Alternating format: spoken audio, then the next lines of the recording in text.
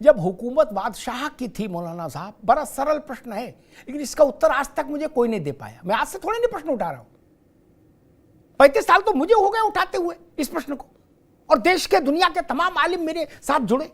जब बादशाह के पास अथाह जमीन थी तो आपने काशी में सटा के मस्जिद क्यों बनाई?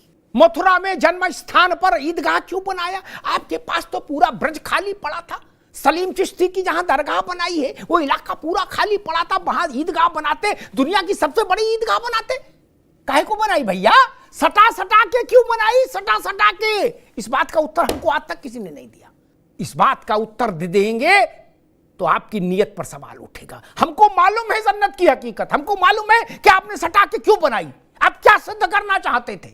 आप भारत के माथे पर लात रखकर खड़े होना चाहते थे, आप भारत की छाती पर लात रख के खड़ा होना चाहते। कोई विद्वान मुझे बता दे कि विश्वेश्वर महादेव के आंगन में आपने वो छोटी सी मस्जिद क्यों बनाई? पूरा काशी खाली नहीं था क्या?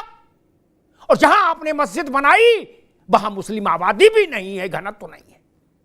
उससे कई किलोमीटर आगे जाके मुस्लिम आबादी है काशी में, बात मैंने पहले भी उठाई थी। वहां क्यों नहीं मस्जिद बनाई जहां नमाज पढ़ने वाले थे?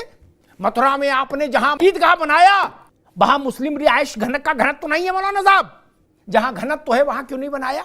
दिल को बहलाने के लिए भाईचारा अच्छा है मौलाना साहब, ये नहीं चलेगा ना, ये गंगा जमुना दोनों नहीं चलेंगी। मैं उत्तर देता हूं सटा के क्यों बनाई। आप भारत की आत्मा को घायल करना चाहते, आप भारत की मर्यादा को तार तार करना चाहते, आप भारत की आत्म तत्व को लहूलुहान करना चाहते थे, आप भारत की आध्यात्मिक चेतना के पवित्र दिए को बुझाना चाहते थे। वो हालांकि आपके लिए संभव नहीं था लेकिन आपकी कोशिश थी। आप रामकृष्ण और शंकर को नहीं जानते थे? जानते थे। भारत में उनकी स्थिति जानते थे, उनके प्रति श्रद्धा अध्यात्म की चेतना को पहचानते थे। काशी, मथुरा और अयोध्या भारत की राजनीतिक राजधानियां नहीं थी, भारत के आर्थिक केंद्र नहीं थे। फिर आप सब लोग वहां आए किस लिए? कबड्डी खेलने? नहीं ना। दुनिया के किसी इलाके में ज्ञान वापी नाम से कोई दूसरी मस्जिद है क्या? कहीं हो तो बता दीजिए।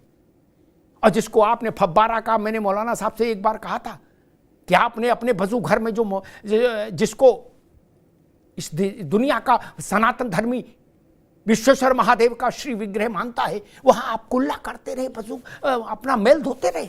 और आज भी अगर सुप्रीम कोर्ट उसको रोकता नहीं तो आप वही प्रक्रिया जारी रखते। और कल अगर जांच में साबित हो गया कि वो शिवलिंग था, है, तो मौलाना साहब मुंह दिखाने के लायक नहीं रहेंगे लोग। ये हिंदू कैसे सहन करेगा कि 400 साल उसके शिवलिंग पर लोग कुल्ला करते रहे? कैसे सहन करेगा?